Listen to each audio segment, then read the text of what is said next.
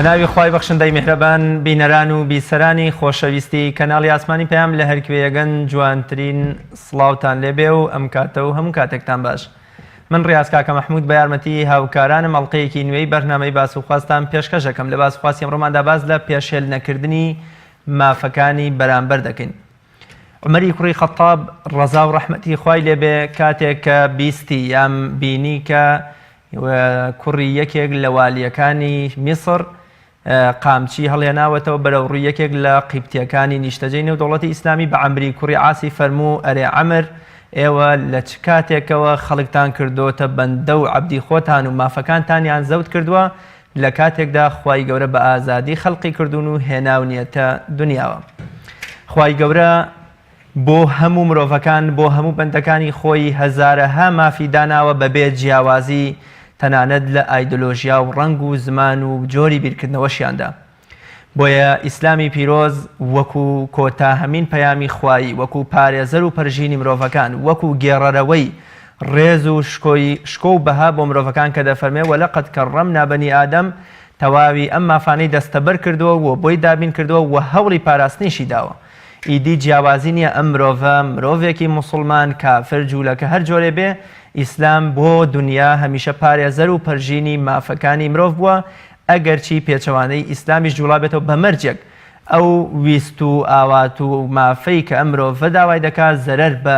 بەهاجوانەکانی کۆمەڵگە و بە مرۆڤەکانی دیکە نەگەێنێ، واتە سنوور و بازنەی ئەوانی دیکە نەبەزێنرێ. ئێمە لەم بەرنامەیەدا باز لە پێگە و ڕێزی مرۆڤەکەین لە ئیسلامدا و باز لە ماف دەکەین و باز لەو مافانە دەکەین کە ئیسلامی پیرۆز بۆ مرۆڤەکانی پەسەند کردوون و ئەو مافانە کامانن کە زۆر جا مرۆڤ بە حەز و ویست و نەفسی خۆی حەزی لێیانە، بەڵام ئەمانە هەم مایە زەرەرن بۆ مرۆڤ خۆی هەم بۆ کۆمەڵگە و دەوروبەر و چواردەورەکەی. لەگەڵ میوانەکەم زۆر بەڕێز مامۆستا نەوزاد خالید، زانای ئاینی و ئەندامی ئەنجومەنی فتوای کەرکووک تاوتوێی ئەم پرسە دەکەین. مامۆستاگیان زۆر بەخێر بێ، سوپاس بۆ ئامادەبوونیت. ڕازی بێ، سەربەرز بێ. زۆر بەخێر. سەرەتا لەو پێناسەی مافەوە دەست پێ بکەین، زانین ماف چییە و بەچی دەگوترێ ماف؟ الحمد لله والصلاة والسلام على رسول الله وعلى آله وأصحابه ومن تبعهم بإحسان إلى يوم الدين. زۆر سپاسی هەموو لایەکەم، خوا پاداشتان باتەوە. ماف کە بەرامبەر بە وشەی عەرەبی حەق دێ، پێناسەی زۆری بۆ کراوە لەلایەن زانایانەوە، بەڵام کورتترین پێناسە کە لەم دەقەیە پێویست بکە باسی بکەین ئەوەیە مەصلحەة مقررة شرعا أو قانونا، واتە بە کوردی بڵێن سوودێکی مادی یا معنەویە کە شەرعی خوا قورئان و سنەت بڕیاریان داوە بۆ مرۆڤ، یا ئەوە تا بەپێی یاسایەک مرۆڤەکان لە ناو خۆیانە بۆ خۆیان بڕیاریان داوە. کەواتە لێرەدا ئەم پێناسەیەت دەکەین، لێرەدا ماف ئەبێتە دوو بەشەوە. مافێکەیە خوا لە سەروی عەرشی عەزیمەوە بڕیاری داوە بۆ بەندەکانی، مافێکەیە بەندەکان لە ناو خۆیانە، یا بە تعبیرێتر بڵێم دەسەڵات و صاحب سوڵتەکان لێرە و لەوێ خۆیان بڕیاریان داوە، لەسەر خۆیانیان پێویست کردووە جێبەجێ بکەن، کە ئەو کاتە خۆیان لەسەر خۆیانیان پێویست کردووە بە یاسایەک بە ڕێسایەک، کەواتە واجبە بێ لەسەریان ئەو مافە دوایی بۆ خەڵک دابین بکەن. کەواتە بە کورتی سوودێکی مادی یا معنەویە شەرعەن یا قانونەن بڕیار دراوە بۆ ئینسان، ئەو ماف. زۆر باش مامۆستا، باز لە پێگە و ئەهمیەت و بەهای مرۆڤ بکەین لە ئیسلامدا. کاتێک بۆم لە ئیسلامی پیرۆز ئەم هەموو مافە جوانانەی بۆ مرۆڤ داناوە، تەنانەت مرۆڤی بەش جۆرێ لە جۆرەکان زۆر پارێزبەندێکی گەورەی بۆ مرۆڤ داناوە و مافەکانیشی هەمیشە بە چاوی ڕێز و حورمەتەوە سەیر کردووە. باز لە پێگەی مرۆڤ بکەین لە ئیسلامدا. گومانی تێدا نییە زۆر خاڵمان هەیە، یا بە تعبیرێتر بڵێم زۆر لە کەلامی خوا و پێغەمبەرەکەیمان هەیە مەکانەتی مرۆڤمان بۆ دیاری ئەکەن لە لای خوای پەروەردگار. مرۆڤ یەکەم جار خەلیفەی خوای پەروەردگارە لەسەر ڕووی ئەرزە. وإذ قال ربك للملائكة إني جاعل في الأرض خليفة. أما أو أجيانه هيج مخلوقك نية لهمو جان لبران لو يشاو أي بينية لو يشاو ناي بينية لو إلى أرزة لو إلى آسمانة لو إلى وشكانية لو إلى درياية أو الروحي لبر أو الروحي لبرنية هيج مخلوقك نية وكو إنسان مكانتي هبل لا يخواي پروردگار. وأما كانت إنساني لكم الخالق ترى درك يبون من خواي پروردگار بملائكة على السجدي بوبر وإذ قلنا للملائكة اسجدوا لآدم فسجدوا هموشان سوزيان برده ديار آياتك دعاية توايا فرمي إلا إبليس أبى واستكبر وكان من الكافرين ويكت لما كانت كاني إنسان كدر أكوي أوي خواي پروردگار هاتشي أرز آسبان كان هي مسخري كردو بو إنسان أولم يروا أن الله سخر لكم ما في السماوات وما في الأرض يا لآياتي كتير فرمي أوي لسروي أرزا خواي پروردگار بو إنساني دروس كردو هو الذي خلق لكم ما في الأرض جميعا يعني الذي في الأرض جميعا هاتشي لسروي أرزا واتا ألم آياته أو وردجيري هرشي هي أبي خزمتي إنسانك هرشي هي حزب بارا والحاصل هرشي دامو دزگاکانه هرشي شتێک هەیە بێ لە خزمەتی ئینسان داوێ چونکە هەمووی بۆ خزمەتی ئینسان دروست بووە حتا ئەرز و ئاسمانەکان خوا بۆ خزمەتی ئینسان دروستی کردووە خوای گەورە ئەو هەموو پێغەمبەرەی خۆشی خستە عەزیەتەوە هەر بۆ مافی و گەورەی زۆرن یەکێک لە فەزڵەکانی مرۆڤ مافەکانی مرۆڤ مەکانەتی مرۆڤ ئەوەی خوای پەروەردگار پێغەمبەرانی بۆیان ناردووە کوتوبی ئاسمانی بۆیان دابەزێنن بە تەنها بۆ مرۆڤ هاتووە ئەم گردونەی بۆ ڕام وهروها أفرمي ولقد كرمنا بني آدم ريزمان لبني آدم قرتوا يا فرمي لقد خلقنا الإنسان في أحسن تقويم لباشترين بيكهاتي مادي ومعنوي إنسان ما دروس كردوا بكرتي ببراي خوم بريم إنسان بريزة بحرمته مكانتي زور قوري هي هيج مخلوقك نية لسروي أرزا وكو إنسان مكانتي هبية أما إلا تشيا كرت هالدية لودا كخوا عقلي بإنسان بخشيو لري أم عقله تماشاك الناكر يخوي ما تفاصيل يم موضوع باسكن بس تنها يك خالكي بسيط لري أم عقله بون منا خواردني إنسان شتباك كاره بله خوا أوش باك بو إنسان حلال كرده ولا أوش بيسو زيان بخش لإنسان حرام كرده بل حيوانات وباقي مخلوقات ترواني حيوان هي كاوجوخة هي مردارو بوخة هي أوش تانا أخوا كإنسان جاروا قيزي ناية تماشايك بس إنسان نك بابلين شتباك كاني بو حلاله بەڵکو بە چ شێوە و ئوسلوب و شێوازێکیش خۆی حەزیلێ بەو شێوەیە بیخوات بۆ نمونە حیوان گۆشتەخوا بەڵام گۆشتی کاڵەخوا بەس ئینسان گۆشتەخوا بە چ شێوازی حەزیلێ بۆ نمونە سووری کاتەوە یا بیبرژێنێ یا بیکوڵێنێ یا تێکەڵ خواردنی تری بکە ئیتر خۆتە زانین لە گۆشتا چی دروست دەکرێت بەڕاستی ئەلەمەدا دەرئەکەوێ کە ئینسان چ مەکانەتێکی هەیە لای خوای پەروەردگار زۆرن ئەو ئاەت و فەرمودانەی کە باس مەکانەتی ئینسانەکەن زۆرن گەلێک زۆرن بەڵام ئیتر ئەمە نمونەیەکە لەسەر ئەوەی کە ئینسان مەخلوقێک نییە لەسەر ڕووی ئەرزا مەکانەتی وەکو مەکانەتی ئینسان بێ تەوانە ئینسانە حەقی بەسەر موسڵمان و کافریشەوە نییە هەل للعلم ئەو ئینسانێک کە پێناسەی هاتووە لە قورئان و سنەت و شەی ناس مەبەسی پێ کافر و موسڵمانە کە ئێماڵێن خوا ڕێزی گرتووە لە بەنی ئادەم خۆ معنای وان نییە ئیتر کافری لێ دەرکردووەتە دەرەوە ئەو مافانەی کە بە ئینسانێکی مسلمانی بەخشیوە هەمان مافی بە ئینسانێکی کافریش بەخشیوە بەڵێ لە لای خوای پەروەردگارە فەرمێ ئین ئەکرەمەکم عند الله ئەتقاکم ئەوە قەزەیەکی ترە ئەوە قەزەیەکی ترە بۆ یەکەم ئینسان پێغەمبەری خوا عەلەیهی سەڵات وسەلام لەبارەی ئینسانی مسلمان و کاتێک لە ناوەچێ فەرمێ لە زەوال الدنیا أهون على الله من قتل رجل مسلم واتا لناوچون و تیاچون و کۆتایی هاتنی هەموو دنیا ئەهوەنترە ئەهوەنترە لە لای خوای پەروەردگار یعنی ئیعتیادی ترە کەمتر با بڵێن تاوانەکەی کەمترە لە کوشتن و لە ناوچوونی موسڵمانێک ئەمجا تەماشاکە ئەمە ئینسانە ئەم مەکانەتی ئینسانە بۆیە کاتێ باسی مافەکانیەکەینە بێ بزانین باسی مافی مەخلوقێکی خواکەن کە هیچ مەخلوقێکی تر نییە بگاتە پلە و مەکانەتی ئەو مەخلوق زۆر باشە کاتەمەوە سەباب پرسین بزانین مافەکان کامانن یان ئەو مافانە کامانن کە ئیسلام دانی پێداناون و بە شیاوی مەکانەت و پێگەی مرۆڤی داناون زۆر جار مرۆڤ خۆی کۆمەڵێ ماف یان کۆمەڵێ حەز و ویستی خۆی بۆ خۆی بڕیارەدا لە کاتێک ئەمە لە شان و شکۆ و کەرامەت و ڕێزی مرۆڤ ناوەشێتەوە تا بینین ئیمامی ئەبوبەکر ڕەزا ڕەحمەتی خوا لێ بفەرمێ لە سەردەمی جاهیلیەت و بەر لە ئیسلامیشدا مەشروبم نەخواتەوە لە بەرووی کە زانیومە عەقڵ و شکۆ و کەرامەتی مرۆڤ لە کەدارەکا و بچووکی ئەکاتەوە من بە برای خۆم بڵێم مرۆڤ کەی تەواوی مافەکانی خۆی بەدەست دێنێ یا بە تعبیرێ تر بڵێم کەی مافەکانی پێشێل ناکرێ ئەو کاتە بەندەی خوا بێ هەتا مرۆڤ بەندەی خوا بێ زیاتر بەندەی خوا بێ زیاتر مافەکانی دەستەبەرە بێ هەتا لە خواوە دوور بێ بەندەی غەیری خوا بێ، بەندەی دینار و دۆلار و ئافرەت و حیزب و شخصێک و فکرە و بیر و باوەڕ و بەرنامەیەک بێ، ئەو کاتە زیاتر مافەکانی خۆی بۆ خۆی پێشێلەکە. بۆیە بەڕاستی کاتی ئێساگە بۆ نمونە ئیشارە بۆ ئەوەت کرد کە ئەبوو بەکری سدیق رضی الله عنه قەت عەرەقی نەخواردوێتەوە. کاتی ئینسان عەرەقە خوا خۆی بۆ خۆی سوکادی بەخۆیەکە، خۆی بۆ خۆی مافێکە، خوا داوێت پێی وەکو ئینسانێ خۆی لە خۆی قەدەغە ئەکە. شاعیرێک شێ ئەفەرمێ بەندە بە بەندە، بەندەی خوای بەندە نەک بەندەی بەندە وریا بە بەندە. بەڕاستی تۆزێک شەرحی ئەمە بکەین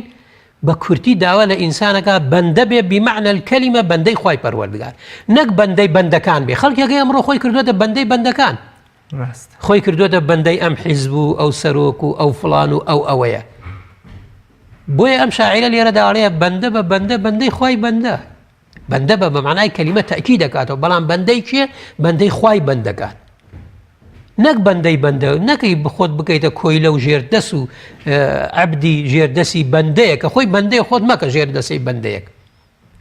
وریا بە بەندە، ئاگات لێبێت و بەندەی بە تەئکید بەندەی. بۆیە پاراستنی مافی مرۆڤ لە بەندایەتی کردنێتی بۆ خوای پەروەردگار. کاتێکە دەسەڵاتێک بیتەوێ مافی خەڵک پێشێل بکە، یا بە تەعبیرێ تر بڵێم لە کوێوە مافی خەڵک دەست پێ ئەکا پێشێلکردنی، لەوەی دووریان بخاتەوە لە کیتاب و سنەت، لەوەی ئەو یاسا و ڕێسای دانراوە بۆ بەڕێوەبردننی وڵات لە کیتاب و سنەت دەرنەکرێ، یا بە تەعبیرێ تر بڵێم پێچەوانەی کیتاب و سنەت بێ، لەوێەوە پێشێلکردنی مافی مرۆڤەکان دەست پێ ئەکا. بۆیە هەر مرۆڤێکی عاقڵ و ژیر کە تەماشای قورئان و سنەت بکە، تێ ئەگا ئینسان تا لە خواوە نزیک بێ زیاتر حڕ ئەبێ، ئازاد دەبێ،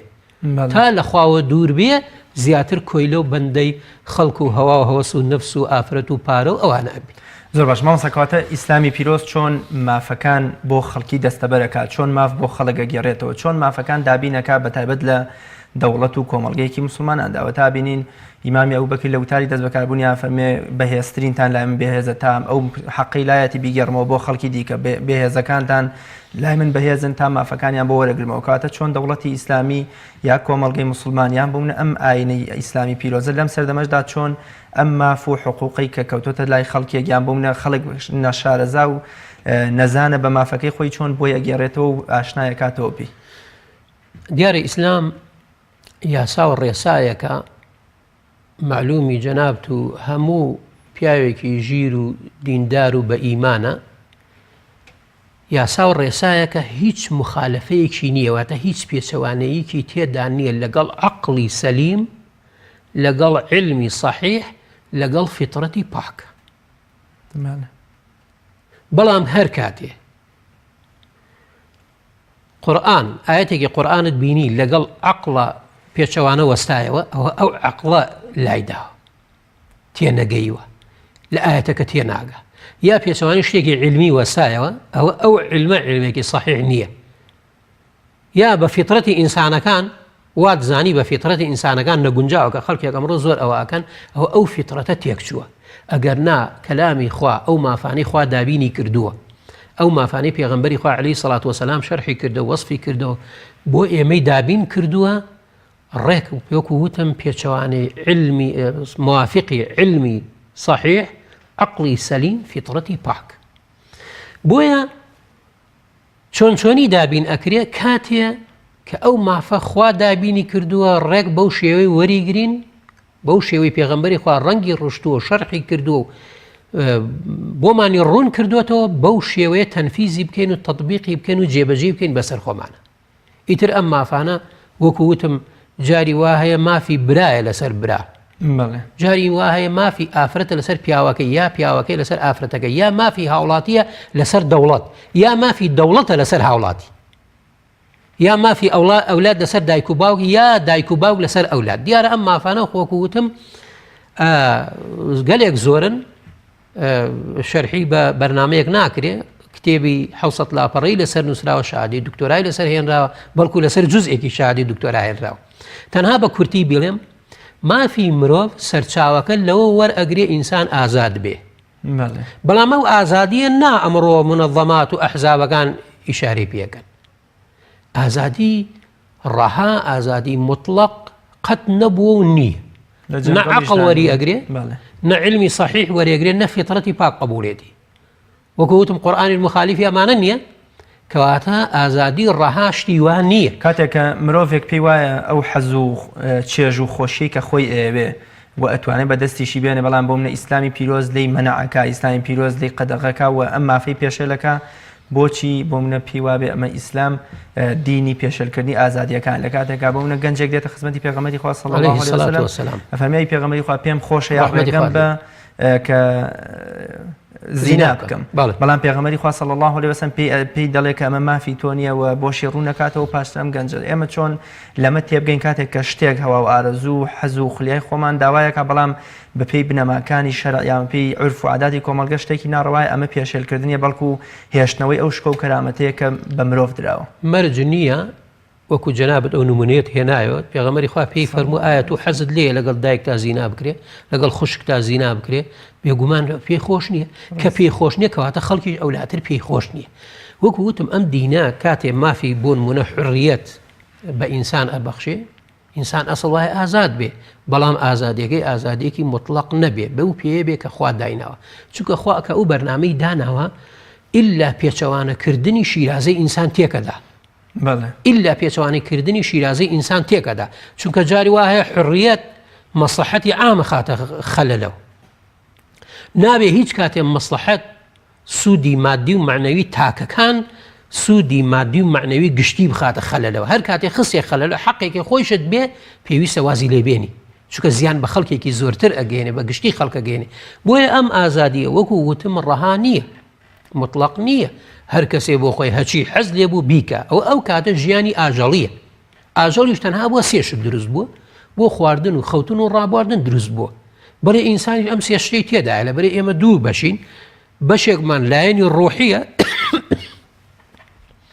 بەشێکشمان لایەنی مادیە کە لە گڵ دروست بووە لە ئەسڵدا ئەم گۆشت و خوێن و ئێسقانەیە ئەم گۆشت و خوێن و ئێسقانە ڕابواردن و خەوتن و خواردن و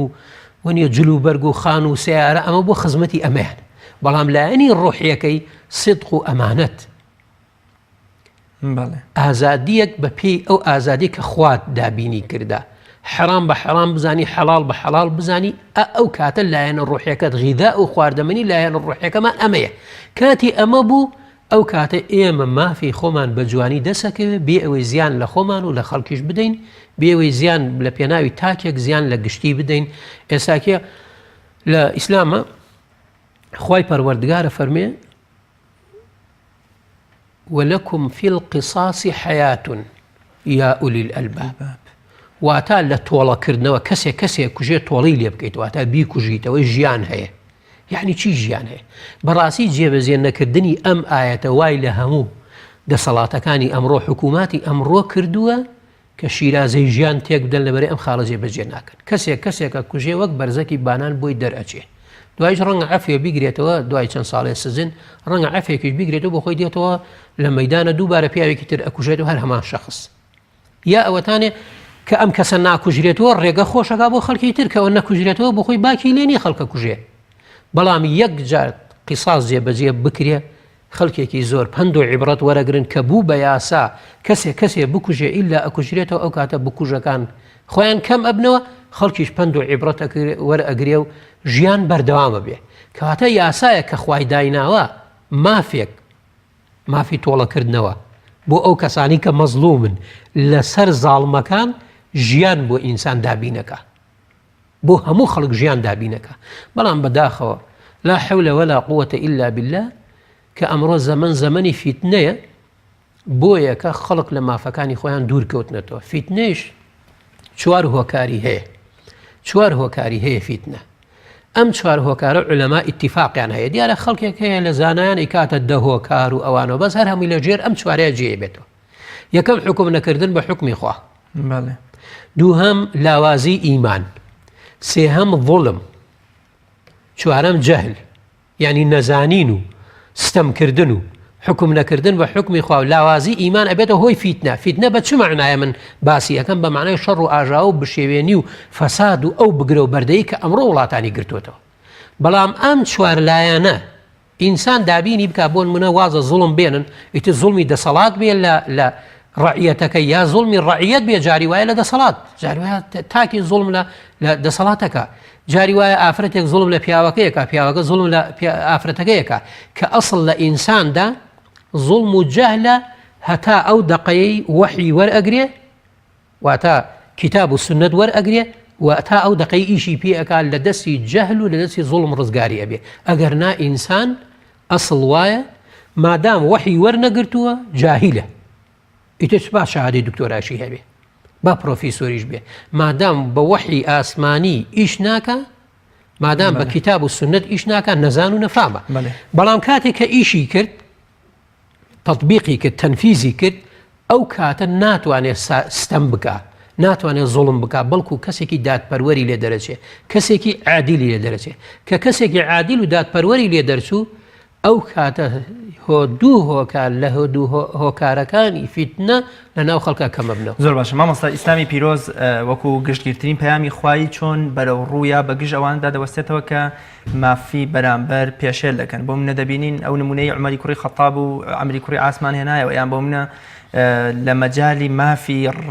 ڕەنگی پێست و ڕوخسادا کاتێک ئەبوو زەڕی غیفاری بە بیلالی حەبەشی دەڵێ کوڕی ژنە ڕەشەکە پێغەمبەری خوا صلی الله علیه و سلم دەڕووی لۆمەکردنێک و پێی دەڵێت تۆ هێشتا پیاوێکی بەشێک لە جاهیلیەتت تێدا ماوە. یان بنەوەنە لە مەجالی بیر و باوەڕ مافی هەڵبژاردننی بیر و باوەڕ پێغەمبەری خوا صلی الله علیه و سلم هەمیشە کە سوپا و سریەکانیشی نادۆ فەرموویەتی ئێوە کەسانێک مەکوژن کەوا بمونە لە ئەشکەوتەکاندا خەریکی عیبادەت و ئەم شتانەی خۆیان. کاتێکە مسلمانی لە نێو دەوڵەتی ئیسلامیدایە لەم سەردەمەدا مافی من یا مافی جەناب دیار مافی هەرێکێکی دیکە پێشێ دەکات چۆن ئیسلامی پیرۆز لە ڕێی ڕێنماییەوە بێ، لە ڕێی هێز و دەسەڵاتەوە بێ، وەکو عومەری کوڕی خەتاب قامچیەکەی دایەوە لە کوڕاکەی عەمری کوڕی عاز، چۆن ئەم مافە پێشێل کراوە دەسەنێتەوە و تاکەکان شارەزا کاتەوە بە مافەکانیان. جارێ پێش وەخت بچینەوە سەر لێوە دەست پێ بکەم کە باسی ئازادیمان کرد، بۆ نمونە ئازادی لە دینە هیچ کەسێ بە زۆر دینداری بەسەریا جێبەجێ ناکات، کاتێ لا ئیکراهە فی الدین، تەواو ئەمە بۆ هەموو دینێکە، بۆ هەموو کەسێکە بە زۆر دینداری بە هیچ کەسێک ناکرێت، بەڵام بە حیوار و گفتوگۆ بە قەنەعەت پێکردن و بە هەوڵدان و ڕێز لێگرتنی چوونە پێشەوە لێ و قەنەعەت پێکردنی ئەمە شتێکی پیرۆزە. جارێ با لەو ڕوانگەیەوە قسە بکەین. دوا بە دوای ئەوە ئیسلام چۆن ڕوبەڕووی ئەوانە ئەوەسێتەوە. پێغەمبەری خوا بۆی دیاری کردوین، ئەفەرمێ من ڕەئا منکم منکەرا فەلیوغەیرهو بیەدیه، هەر کەسێک منکەرێک خراپەیەک پێشێلکردنی مافێک، هەر شتێک کە ناڕێک و قەدەغەیە و نەخوازراوە بینیت فەلیوغەیرهو بیەدیه، با لەسەر تاک لەسەر کۆمەڵ ئینسان ئەگەر دەسەڵاتی بێ زیاتر، ئەگەر مەکانەتێکی وا بێ بتوانێت ئیشی باشتر بکات، زیاتر لەسەری واجبە بە دەست بیگۆڕ. ئەگەر نەیتوانی فمن لم يستطع فبلسانه، هەر کەسێک نەیتوانی ئەوە ئەو کاتە ئەبێ بە زمانی ئەو منکەرە بگۆڕێ. ئەی ئەگەر نەیتوانی فبقلبه، ئەوە ئەو کاتە لە ناخێوە ئەو شتە منکەری پێ ناخۆش بێ، مادام ناتوانێت قسە بکە، مادام ناتوانێت بەدەست بیگۆڕێ. ئەمە شێوازەکێتی، یا بە تعبیرێتر بن ئوسلوبی گۆڕینی منکەر و خراپەیە، ئوسلوبی گۆڕینی پێشێلکردنی مافەکانە بەدەست بە زمان، ئەگەر نا بەدڵ وەذالیکە ئەضعف الئیمان، کاتێکیش کە تەنها بەدڵ پێمان ناخۆش بوو، ئەمە لاواسترین ئیمانە. ئەمە خۆ معنای وان نییە ئیتر ئەگەر کەسێک دەسەڵاتی نەبێ بەدەست و بە زمان شت بگۆڕێت تەنها بەدڵ پێی ناخۆش بێ ئیمانی لاوازە. نە، ئیمانی لاواز نییە، جاروای ئیمانی زۆر بەقووەتە، جاروای ئیمانی زۆر بەقووەتە، بەڵام کەسێک کە بتوانێت بەدەست و زمان بیگۆڕێ بەس تەنها بەدڵ پێی ناخۆش بێ، ئەو کەسە ئیمانی لاوازە. بۆیە ئوسلوب و شێوازی گۆڕینی منکەرێک، پێشێلکردنی مافی تاکێک، مجتەمەع و کۆمەڵگایەک بەم شێوازە ئەبێ. بەڵام دیارە ئەم شێوازانە هەر دانەیەکی بۆ نمونە قوانین و یاسای خۆی هەیە. بۆ نمونە ئەمڕۆ خۆ پیشاندانەکان ئەگەر مافی مرۆڤەکان پێشێل کرا، خۆ پیشاندانەکان مافێکی یاسایی کولی تاکێکە، کولی کۆمەڵگەیەکە بە شێوەیەکی هێمنانە داوای مافی خۆی بکە. یاسا و ڕێسای خۆی هەیە، ئەمە بەدەستی گۆڕێ، دێتە سەر شارە و بانگەکە و داواکە ئەو شتە لابچیە یا بە زمان ئەیگۆڕێ، داواکە ئەو شتە ئاها بێ و ئاهان نەبێ، ئەوە مافێکی خوراوە. هەرچەنە لێرە لەوێ گەنجانێک قسە لەسەر ئەم بابەتاکەن کە مظاهرە مطلقاً جائز نییە و ئەوەی لە شەرع، بەڵام شتی وان نییە. مظاهرەیەک جائز نییە کاتێ مەسلحەت و مەفسەدەی لێک بێتەوە مەفسەدەی زیاتر بێت لە لەوەچێ ئەو فەرمودەی کە پیاوێک دەفەرمێ پێغەمبەری خوا یەکێکات ویستی ماڵەکەم داگیر بکە من چی بکەم فەرمی بەرەو ڕووی بوەستەرەوە فەرمی ئەگەر کوشتم فەرمی هیچ لەسەر نییە وەک ئەو تۆی کوشەی دەمە جۆرێکە لە فێرکردنی شۆڕشێک و ڕوبەڕووبوونەوەی بۆ سەندی مافکە وە کۆڵی هەمیشە زەلیل و ملکەج نەبی بۆ چاوچنۆکەکان ئەمە وایە بەڵام لێرەدا وردەکاریەکەیە زۆر گرنگە هەموو کەس بیزانێت لە هەموو زەمن و مەکانێک شتەکە ئەگۆڕێ چۆن بڵێن لەم زەمەنەی ئێمەدا لەم مەکانەی ئێمە کە خەڵکی کوردستانین عاقڵ و بیرمەندەکانمان زاناکان کە گۆشکرا و ڕاستیخوونن گۆش بوون بە قورئان و سنت ئەمان ئەتوانن ڕێگە و جێگەیەکەیمان بۆ دابنن بۆ نمونە داوا لە خەڵک بکەن بڵێن ئەمڕۆ مزاهرەکە مەکەن خۆ پیشاندانەکە مەکەن هەفتەیەتر بیکەن چونکە ڕەنگە لەو ڕۆژەدا زیانی زیاتر بێ لە قازانجی یا هەر مەیکەن بە ئوسلوبێتر بیکەن ئەگەر بیرمەند و شارەزاکانمان بەڵام ئەو زانایانەی لەخوا ئەترسن نەک کەسانێک ناوی زانایە و بەڵام لە سێبەری حیزبێکە یا شتێک لەو بابەتە ئێمە خۆمان ئەزانین چییە و چۆنە دەنگ و باسەکان ئەگە کەسێکی لە خواترسی ئاوها ڕێگەی پێ نەداین بە چاکی نەزانی زانی مەفسەدەی زیاترە لە مەسلحەی ئەو کاتە ئەتوانین ئەو شتە نەکەین بەڵکو پێویستە نەیکرد چونکە خۆی پەروەردگارە فەرمێ یا ئەیها الذین آمنوا ئەطیعوا الله وأطیعوا الرسول وأولی الأمر منکم واتە ئەی ئەوانەی ئیمانتان هێناوە گوێڕایەڵی کەلامی خوا و گوێڕایەڵی خوا و پێغەمبەرەکەی بن واتە ئێستا خوا و پێغەمبەرەکەی یعنی کەلامی خوا و پێغەمبەرەکەی و هەروەها گوێڕایەڵی ئولی الأمرەکانتان وەلی ئەمرەکانتان ئەم وەلی ئەمرانە بێ کەسانێک بن منکم لە خۆمان بن واتە بێ نوێژمان لەگەڵ بکەن کار بە کتاب و سنت بکەن ڕەحمەتی خوات لێ بێ یعنی ئەو وەلی ئەمرە ئەبێ خۆی گوێڕایەڵی خوا و پێغەمبەر بێ ئەمجا وەلی ئەمری تۆیە ئەگەر نا وەلی ئەمر نییە وەلی ئەمری گوێڕایەڵی خوا و پێغەمبەر نەبێ وەلی ئەمر نییە چونکە فەرمێ منکم لە دوای ئەو دوانەی تر ئێهێنێ ئەو کە گوێڕایەڵی خوا و پێغەمبەری خوا نەبێ کەواتە وەلی ئەمری ناتوانێ بکە و ئەم وەلی ئەمری جار وایە ئەمە ئەکەوێتە خەلەلەوە ئیجا ئەم وەلی ئەمرە ئایا زانایانن یا کاربەدەست و دەسەڵاتدارەکانن دیارە لەما لە شەرح و تەفسیرەکە باسی هەردووکیان کردووە بەڵام ئەسەح ئەوەیە ئەو زانایانن کە دەسەڵاتێکیان هەیە ئەتوانن شتێک بکەن و بڵێن زۆر باش مامەستا هەمیشە هەر بە درێژایی مێژووە بۆ هیچ دەسەڵات و ئاینێک نەبووە بۆ کۆڵێ بەبێ ئەرێک ماف بدات بە شوێن کەوتوەکانی بە مرۆڤەکان لە هەرێمی کوردستانە هەمیشە بیستین کە مرۆڤی وا هەیە دوو موچە و سێ موچەی هەیە بەڵام هیچ ئەرکێکی نییە ئامۆزای سەرکردەیەکە یان بۆ منە لە پەنای حیزبێکە ئەوەی کە پێی دەگوتێ موچەی بندیوار پێم خۆشە باسی ئەمە بکەین ئایا بە بێبوونی ئەرک تۆ مافێکی گەورەت بۆ خۆت شڕی بێت لە کاتێکا پێ ئەچێ هی دراوسێکت بێ لەوەچەی ئامۆزاکەت بێ لەوەچەی خاڵۆزایەکت بێ و بەڵام بە ناحەق و لە ڕێبەرتیل و واستەوە بەرتۆ کەوتووە و ئەمە تا چەند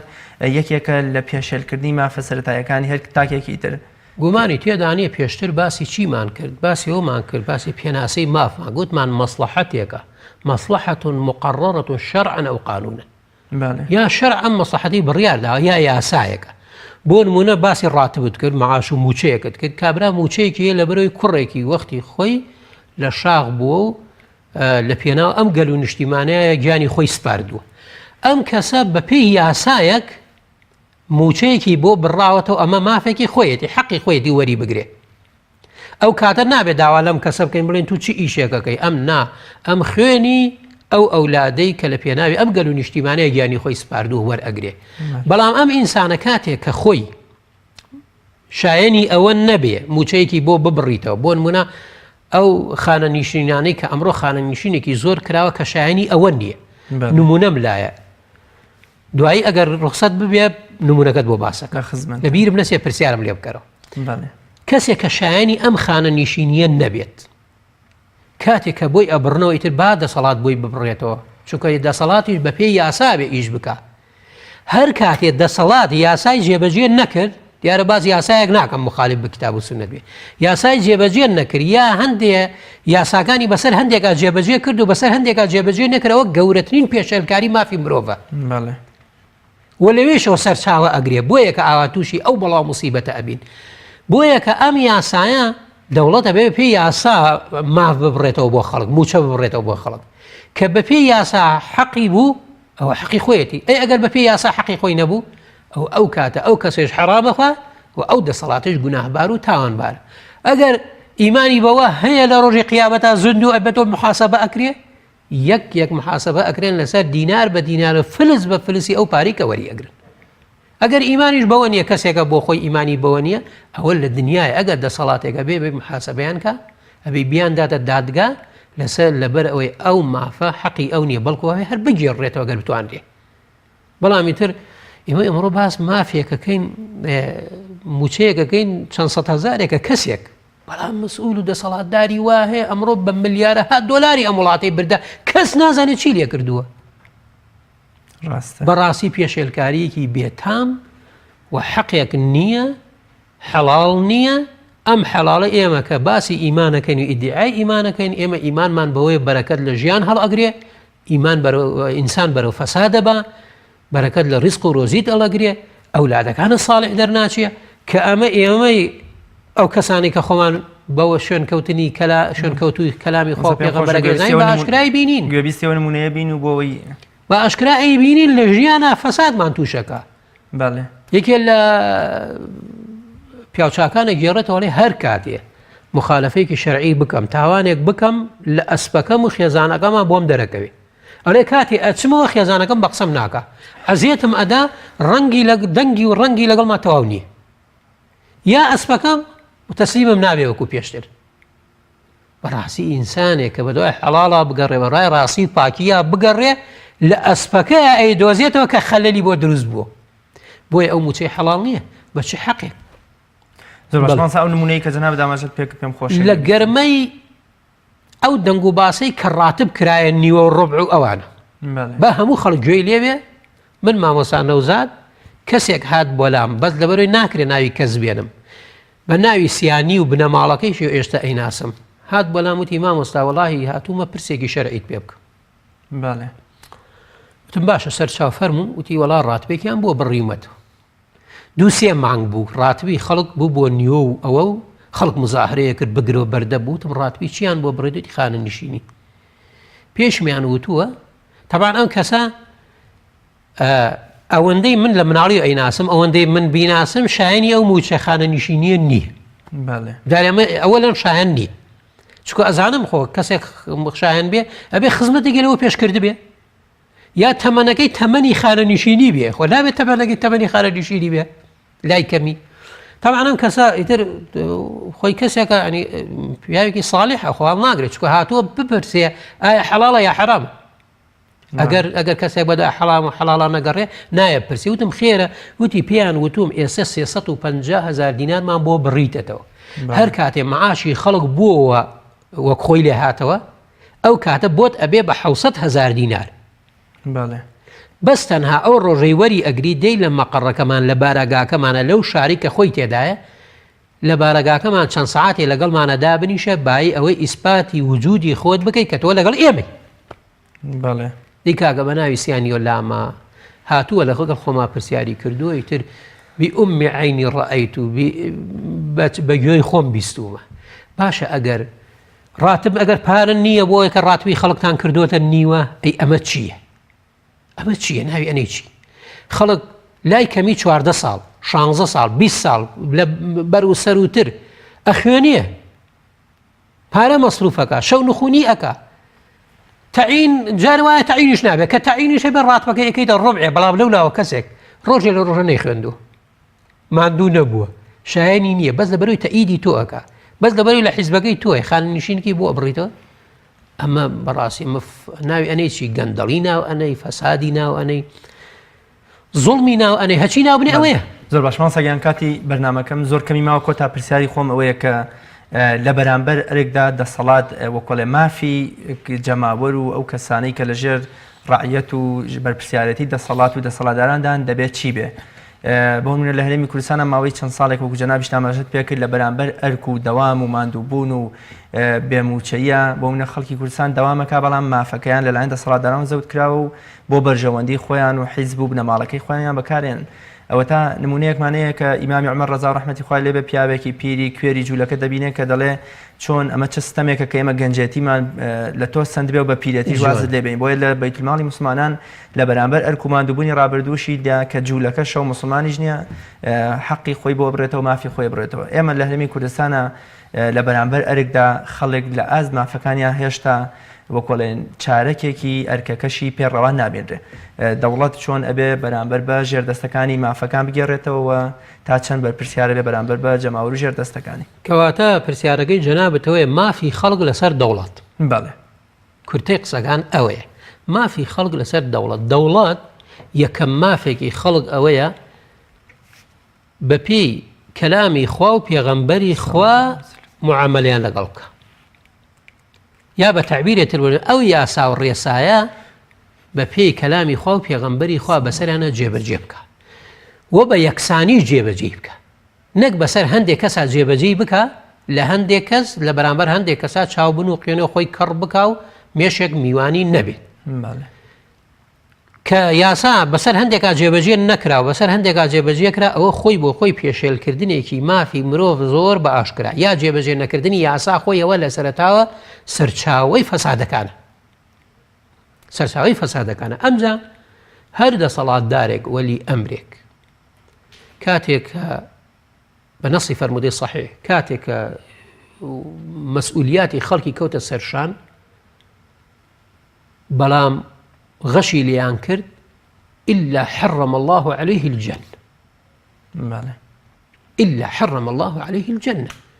پێغەمبەری خوا عليه الصلاة والسلام فەرمێ هەر دەسەڵاتدارێ بە جوانی تەعاملی لەگەڵ خەڵکان نەکرد بە عەدالەت هەڵاکردن شتێکی طەبیعیە هەڵاکردن شتێکی طەبیعیە بەڵام ناعەدل بوو إلا خۆی غەشی لێیان کرد إلا خۆی پەروەردگار حرم الله عليه الجنة ئەوە خۆی پەروەردگار جەنەتی لێ حرام دەکا ئەمە بۆ وەلی ئەمری موسڵمانان اینجا تەماشاکە بۆ یەکە بەڕاستی ئەوە خۆی بۆ خۆی زوڵمە کەسێک کە شایەنی موچەیەک نەبێ خانەنشینی یا هەر شتێک بۆی ببڕیتەوە ئەوە پێشێلکردنی مافی خەڵکانی ترە و کەسێکیش کە شایەنی بێ مادام لە حیزبی تۆ نەبێ مادام سەمع و تاعە و گۆڕایەڵی تۆ نەبێ و دەنگ بە تۆ نەدا بچی مافەکەی خۆی نەدەیتی بە هەردوو لایە هەر بەڵاو موسیبەتە لا حول ولا قوة إلا بالله و پێشێرکردنی مافی تاکەکانە کولی کەسێکیش کە مافێک لە وڵات لە دەوڵەت وەرەگرێ لە بەیتولمالی موسڵمانان وەرئەگرێ پێویستەکە بەرامبەر بەو مافە